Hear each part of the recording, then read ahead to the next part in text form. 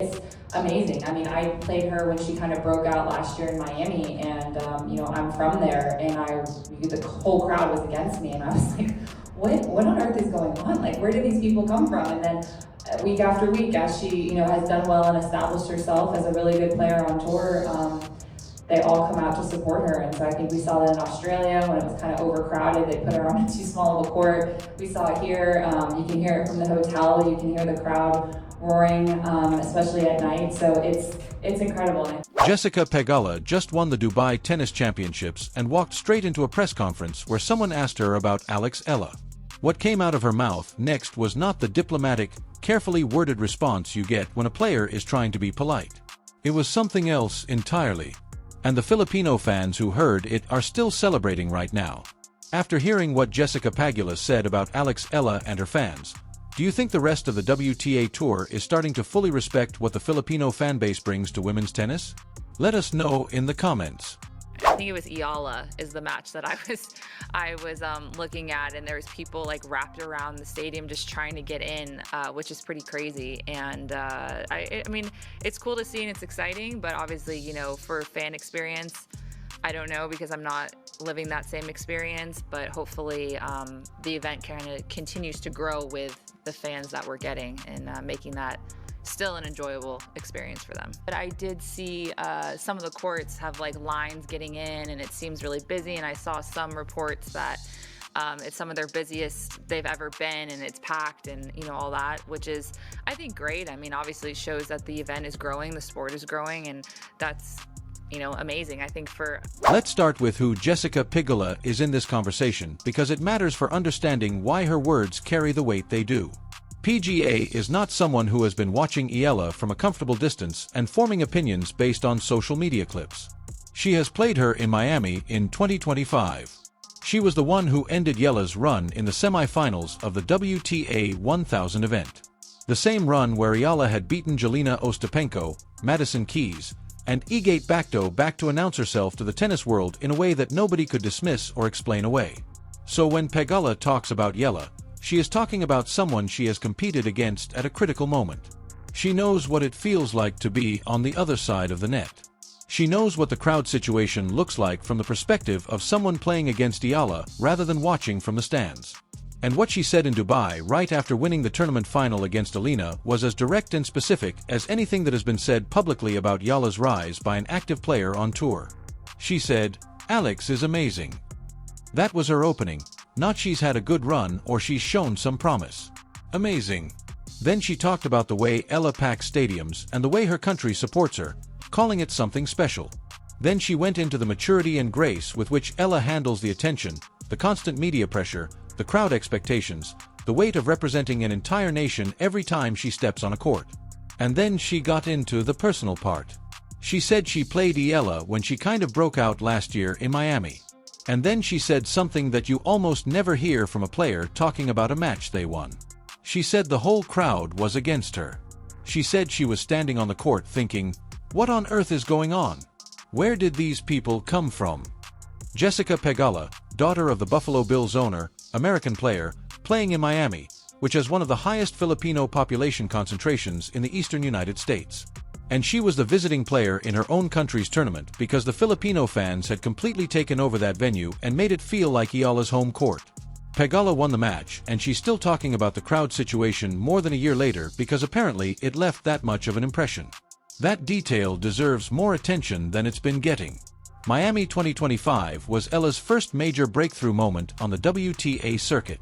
She was not yet a household name in tennis circles outside the Filipino community. She was ranked outside the top 100 going into that event. And yet the crowd she generated in Miami was so overwhelming that the player who beat her, an American playing in an American city, described the experience as playing against her own country's crowd. That is not a normal situation. That is not something that happens at most tennis tournaments at most levels of the sport. Pegula saw it again in Dubai. She noted that you could hear the crowd roaring from the hotel, not from the court area. From the hotel. The sound of Filipino fans cheering for Eala was carrying far enough through the venue and the surrounding grounds that players in their rooms could hear it at night. That image, a player lying in a hotel bed listening to crowds chanting for her next opponent, is one of the more vivid descriptions of what the ELA effect actually sounds and feels like on the ground. And then she connected all of it to what it means for the sport. She said she thinks it's awesome for what Eala is doing for tennis. She called Eala a perfect role model. She said she's sure Eala wants to inspire girls, Filipino girls specifically, to play tennis and go after their dreams. And she finished by saying it's awesome for the sport twice, as if saying it once wasn't enough to fully communicate how much she meant it. Now, let's sit with the "where did these people come from" comment for a second, because it is genuinely one of the more accidentally revealing things a tennis player has said in a press conference in recent memory. Pegula wasn't being dismissive. The context makes it clear she was expressing genuine surprise and a kind of admiring bewilderment, but the comment exposes something that the tennis establishment has been slow to fully reckon with. The Filipino fanbase was always there, already present in every city with a significant Filipino diaspora, fully capable of mobilizing at scale and completely overlooked by the WTA's marketing and scheduling machinery until one player gave them a reason to show up in numbers that couldn't be ignored. They didn't come from nowhere. They came from the cities they already lived in: Miami, Los Angeles, New York, Melbourne, Dubai, Abu Dhabi, and they showed up because Eala gave them something to show up for. The infrastructure of the fan base existed long before the tennis results justified the attention. The results just activated it. This is an important distinction for anyone trying to understand what's happening around Eala's rise. This is not a manufactured fan base built through social media campaigns and promotional budgets. This is an organic community that has been waiting for a player to root for. And when Eala started winning matches against top 10 players and making deep runs at prestigious events, the community responded in a way that has physically overwhelmed multiple venues across 3 continents in the span of about 12 months. Melbourne. The crowds around her matches were so large at the Australian Open that the side courts assigned to her matches became a crowd management issue. Standing room only is the polite description.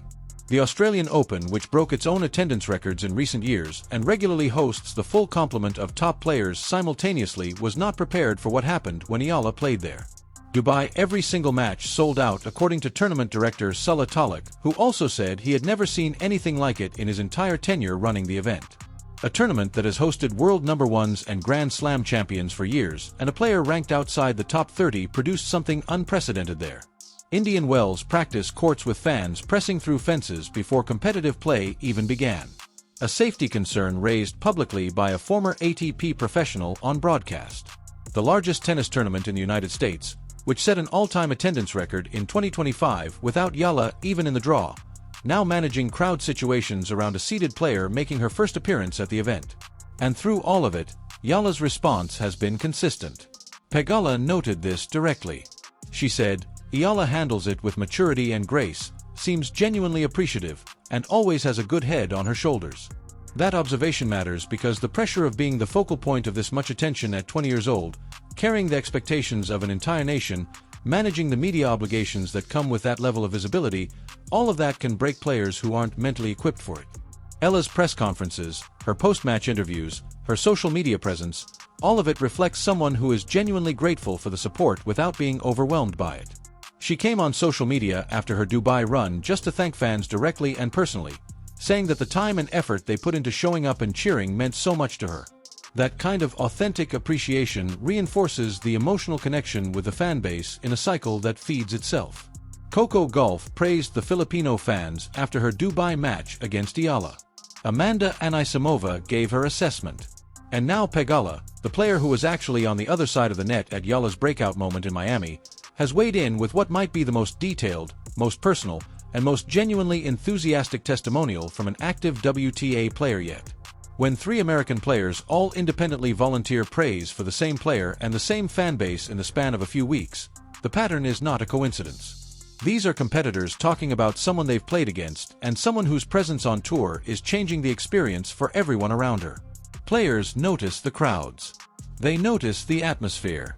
They notice when a colleague walks onto a practice court and generates a safety concern. And they notice when a hotel is audible from the stands because the fans outside are that loud. The sponsor angle is also worth noting because it connects the cultural phenomenon to the commercial reality of what Eala represents. Reports are emerging that she is rumored to be the target of significant sponsorship offers from major brands looking to capitalize on her popularity. This is the moment when the market catches up to what the crowds have been announcing for over a year. That there is a player with a global mobilized financially active fan base who is also winning matches and climbing rankings. For brands trying to reach the Filipino market or trying to reach a young sports-passionate demographic across Southeast Asia and the diaspora communities in every major Western city, that combination is extraordinarily attractive. And here is the part that makes all of this more than a story about one good season. Eala is 20 years old. Her career high of 28 in the world was achieved before Indian Wells, where she has the opportunity to go deeper in a draw she's entering seeded for the first time. The Miami Open immediately follows Indian Wells, and Miami is the city where this whole story started, where Pegasus stood on the court and genuinely asked herself where all the people had come from. If Eala goes deep in both Indian Wells and Miami this year, the points accumulated push her into territory that changes everything about how she's seated at Grand Slams, who she faces in early rounds, and how much of the biggest stages in tennis she gets to compete on in the later rounds against the very best players. That structural advantage compounds in exactly the right direction for someone whose game has been developing fast enough that the results are already backing up the crowd numbers. Pegasus praise is the latest in a line of acknowledgments from players at the highest level of the tour that something genuinely unusual is happening around Eala.